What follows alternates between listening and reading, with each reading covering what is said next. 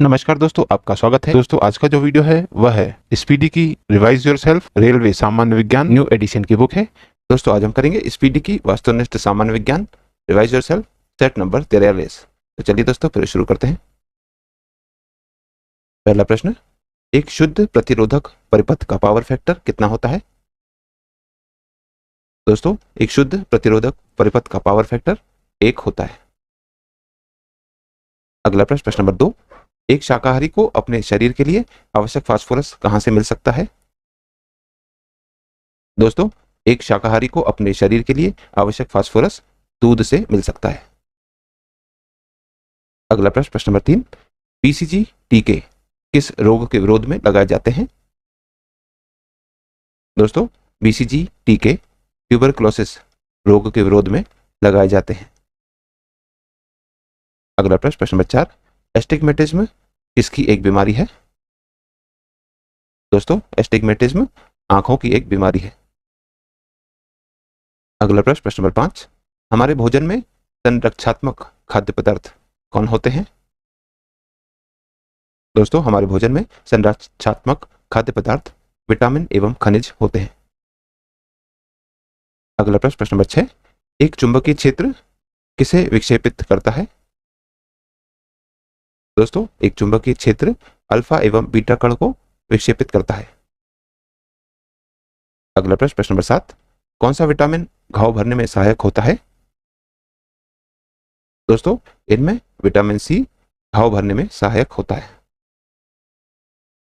अगला प्रश्न, प्रश्न नंबर 8, निम्नलिखित में से किसकी वेदन क्षमता अधिक है? दोस्तों, इनमें गामा किरणों की वेदन क्षमता अधिक है। अगला प्रश्न, प्रश्न नंबर 9, सूर्य में ऊर्जा किस प्रक्रिया से पैदा होती है? दोस्तों, सूर्य में ऊर्जा हाइड्रोजन के संलयन की प्रक्रिया से पैदा होती है। अगला प्रश्न, प्रश्न नंबर 10, हाइड्रोजन बम किस सिद्धांत पर आधारित है? दोस्तों, हाइड्रोजन बम अनियंत्रित श्रृंखला अभिक्रिया सिद्धांत पर आधारित है। अगला प्रश्न, प्रश्न नंबर 11, निम्नलिखित में से कौन सा रोग एक जलवाहित रोग है? दोस्तों, इनमें से दस्त रोग एक जलवाहित रोग है। अगला प्रश्न, प्रश्न नंबर 12, ग्लूकोमा मानव शरीर के किस अंग की बीमारी है? दोस्तों, ग्लूकोमा मानव शरीर के आंख अंग की बीमारी है। अगला प्रश्न, प्रश्न नंबर 13, मानव शरीर में विटामिन ए कहां संचित रहता है? दोस्तों, मानव शरीर में विटामिन ए यकृत में संचित रहता है। अगला प्रश्न, प्रश्न नंबर 14, शरीर के किस अंग में समस्या होने पर डायलिसिस दी जाती है? दोस्तों, शरीर के वृक्क यानी किडनी में समस्या होने पर डायलिसिस दी जाती है। अगला प्रश्न, प्रश्न नंबर 15, वायुमंडलीय दाब को मापने के लिए आवश्यक यंत्र कौन है? दोस्तों, वायुमंडलीय दाब को मापने के लिए आवश्यक यंत्र बैरोमीटर है। अगला प्रश्न, प्रश्न नंबर 16, परमाणु में नाभिक परिवर्तनों के फलस्वरूप तरंग या किरणें कौन सी है? दोस्तों, परमाणु में नाभिक परिवर्तनों के फलस्वरूप किरणें गामा किरणें होती हैं। अगला प्रश्न, प्रश्न नंबर 17, यूरेनियम 235 नाभिक यानी न्यूक्लियस में क्या होता है? दोस्तों, यूरेनियम 235 में प्रोटॉन और न्यूट्रॉनों की कुल संख्या 235 होती है। अगला प्रश्न, प्रश्न नंबर 18, प्रतिध्वनि मूल ध्वनि से अलग तब सुनाई पड़ती है जबकि ध्वनि स्रोत व परावर्तक सतह के मध्य कितना न्यूनतम अंतराल हो? दोस्तों, प्रतिध्वनि मूल ध्वनि से अलग तब सुनाई पड़ती है जबकि ध्वनि स्रोत व परावर्तक सतह के मध्य न्यूनतम अंतराल 17 मीटर हो। अगला प्रश्न, प्रश्न नंबर 19, समुद्र में डूबी वस्तुओं का पता लगाने हेतु प्रयुक्त उपकरण कौन सा है? दोस्तों, समुद्र में डूबी वस्तुओं का पता लगाने हेतु प्रयुक्त उपकरण सोनार उपकरण है। अगला प्रश्न, प्रश्न नंबर 20, कौन सी युक्ति विद्युत ऊर्जा को यांत्रिक ऊर्जा में परिवर्तित कर देती है? दोस्तों, विद्युत मोटर वह युक्ति है जो विद्युत ऊर्जा को यांत्रिक ऊर्जा में परिवर्तित कर देती है। अगला प्रश्न, प्रश्न नंबर 21, किस ग्रह को लाल ग्रह कहते हैं? दोस्तों मंगल ग्रह को लाल ग्रह कहते हैं।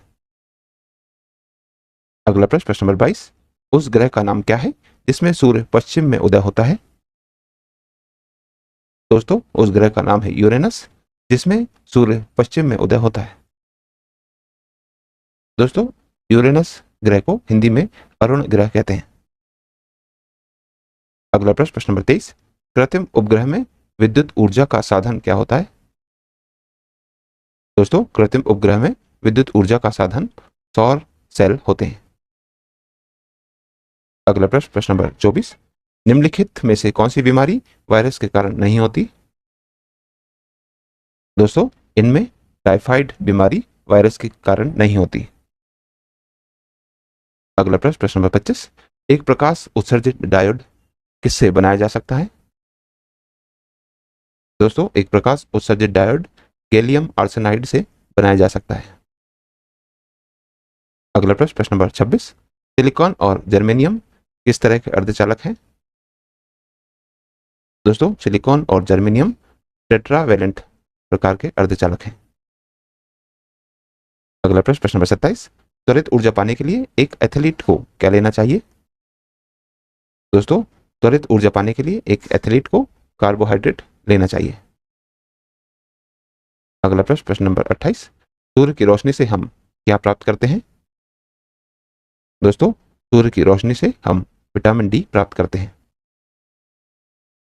अगला प्रश्न, प्रश्न नंबर 29, इंसुलिन की कमी के कारण होने वाला रोग कौन है? दोस्तों इंसुलिन की कमी के कारण होने वाला रोग डायबिटीज है। अगला प्रश्न, प्रश्न नंबर 30, दूध का घनत्व निम्न उपकरणों में से किसके द्वारा मापा जाता है? दोस्तों दूध का घनत्व लैक्टोमीटर के द्वारा मापा जाता है। अगला प्रश्न, प्रश्न नंबर 31, सिस्मोग्राफ से क्या मापा जाता है? दोस्तों सिस्मोग्राफ से भूकंप की तीव्रता को मापा जाता है। अगला प्रश्न, प्रश्न नंबर 32, सूर्य की किरणों की तीव्रता मापने वाले उपकरण को क्या कहते हैं? दोस्तों सूर्य की किरणों की तीव्रता मापने वाले उपकरण को एक्टियोमीटर कहते हैं। अगला प्रश्न, प्रश्न नंबर 33, एक्सरे का आविष्कार किसने किया था? दोस्तों एक्सरे का आविष्कार रोएंटजन ने किया था। अगला प्रश्न, प्रश्न नंबर 34, रिक्टर स्केल निम्नलिखित में से किसकी तीव्रता नापता है? दोस्तों रिक्टर स्केल भूकंप की तीव्रता नापता है। अगला प्रश्न, प्रश्न नंबर 35, खाद्य ऊर्जा को हम किस इकाई में माप सकते हैं? दोस्तों खाद्य ऊर्जा को हम कैलोरी की इकाई में माप सकते हैं। अगला प्रश्न, प्रश्न नंबर 36, सर सीवी रमन को उनके किस कार्य के लिए नोबेल पुरस्कार मिला था?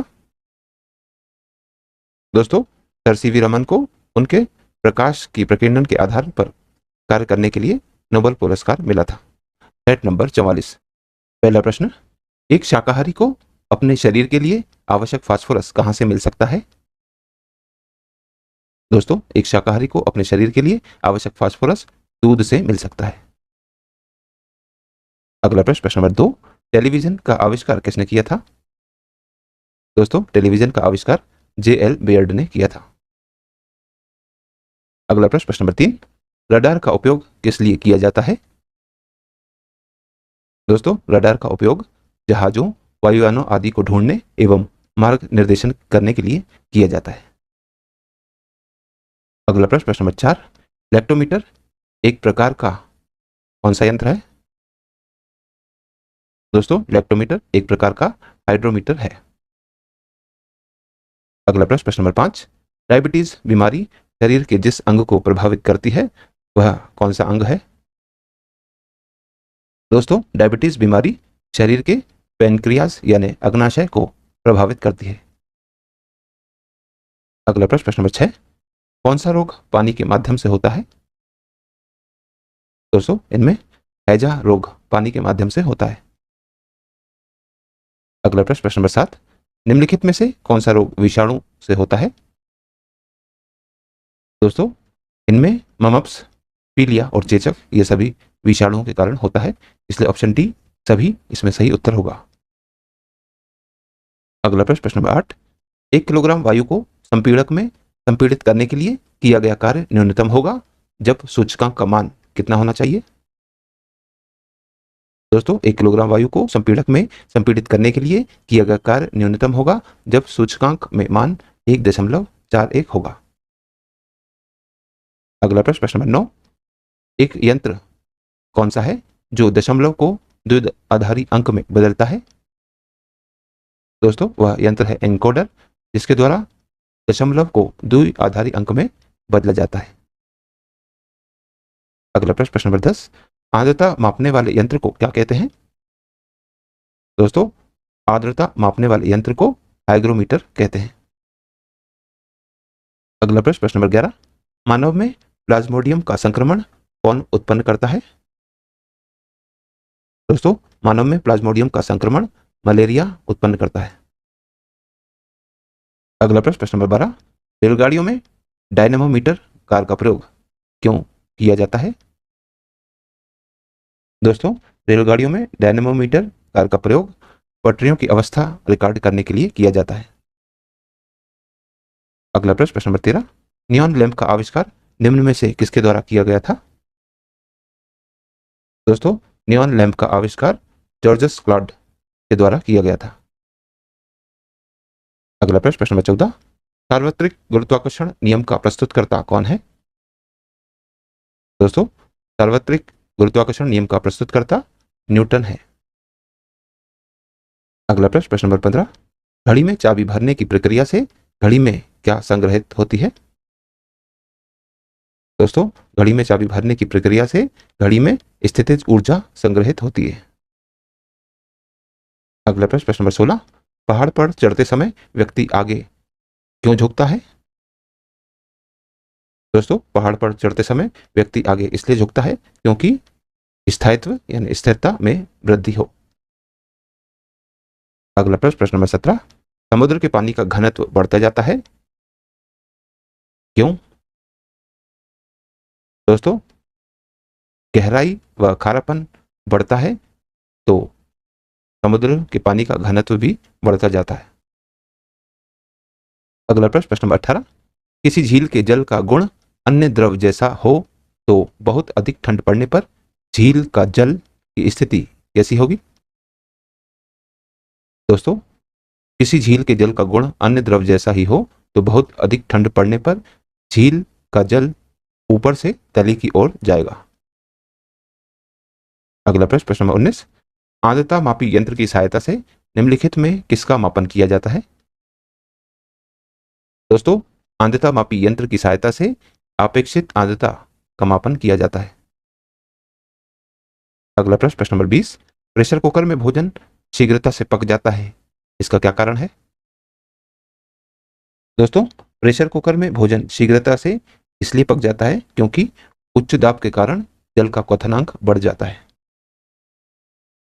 अगला प्रश्न, प्रश्न नंबर 21, वायुमंडल की वह परत जो रेडियो तरंगों को पृथ्वी पर वापस परावर्तित करती है उसे क्या कहते हैं? दोस्तों वायुमंडल की वह परत है आयन मंडल, जिसे इंग्लिश में आयोनोस्फीयर कहते हैं, जो कि रेडियो तरंगों को पृथ्वी पर वापस परावर्तित करती है।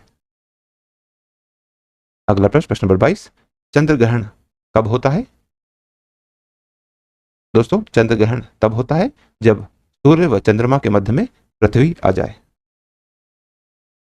अगला प्रश्न, प्रश्न नंबर 23, समतल दर्पण द्वारा बना प्रतिबिंब कैसा होता है? दोस्तों समतल दर्पण द्वारा बना प्रतिबिंब आभासी होता है। अगला प्रश्न, प्रश्न नंबर 24, दंत चिकित्सक का दर्पण कैसा होता है?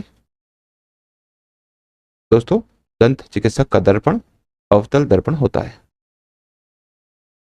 अगला प्रश्न, प्रश्न नंबर 25, ध्वनि की प्रबलता का निर्धारण किससे करते हैं? दोस्तों ध्वनि की प्रबलता का निर्धारण उसके आयाम से करते हैं। अगला प्रश्न, प्रश्न नंबर 26, ध्वनि का उच्चतम वेग कब होता है? दोस्तों जब ध्वनि 30 डिग्री सेल्सियस पर आंध्र वायु में गमन करती है तो उस समय ध्वनि का उच्चतम वेग होता है। अगला प्रश्न, प्रश्न नंबर 27, प्रतिध्वनि उत्पन्न होने का क्या कारण है? दोस्तों ध्वनि का परावर्तन प्रतिध्वनि उत्पन्न होने का कारण है। अगला प्रश्न, प्रश्न नंबर 28, निम्नलिखित में से कौन सा पदार्थ विद्युत चुंबकों के बनाने के लिए सबसे उपयुक्त है? दोस्तों, इनमें से नर्म लोहा वह पदार्थ है जो विद्युत चुंबकों को बनाने के लिए सबसे उपयुक्त है। अगला प्रश्न, प्रश्न नंबर 29, निम्नांकित में से कौन सा विटामिन पानी में घुलनशील होता है? दोस्तों, विटामिन बी पानी में घुलनशील होता है। और दोस्तों, यदि आप इस YouTube चैनल पर नए हैं तो चैनल सब्सक्राइब कर लीजिए, वीडियो को लाइक किया कीजिए तथा इसे अन्य लोगों के साथ भी शेयर कीजिए। तो दोस्तों, मिलते हैं अब अगले वीडियो में अगली प्रश्नावली के साथ। तब तक के लिए नमस्कार।